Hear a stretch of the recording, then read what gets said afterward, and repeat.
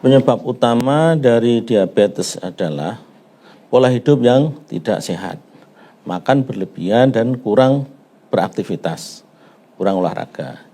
Jadi pola makan yang tidak teratur, itu akan menyebabkan gangguan di lambung. Dan apabila gangguan di lambung ini tidak diatasi dengan cara yang tepat, benar, maka akan menimbulkan yang namanya metabolisme lemak yang tidak bagus. Jadi kolesterol menjadi tinggi, kadar lemak darah menjadi tinggi, dan akibatnya terjadi resistensi insulin. Nah, pada penanganan gangguan lambung ini, kebanyakan masyarakat menanganinya tidak tepat, yaitu dengan cara menetralkan asam lambung atau menghentikan produksi asam lambung itu. Padahal asam lambung itu adalah berfungsi untuk membuat fungsi lambung itu betul-betul optimal, yaitu mencernahkan makanan-makanan.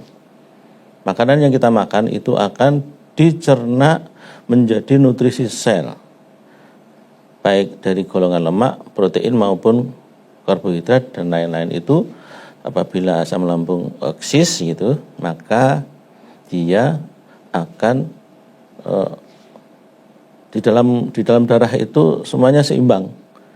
Jadi kalau misalnya dengan asam lambung yang tidak ada, maka lemaknya akan tinggi di dalam darah.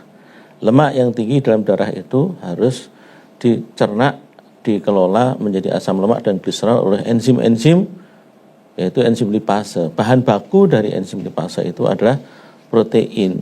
Sedangkan bila asam lambung itu dinetralkan, maka protein itu tidak bisa dicerna dengan baik, sehingga akan kekurangan bahan baku untuk membuat enzim lipase.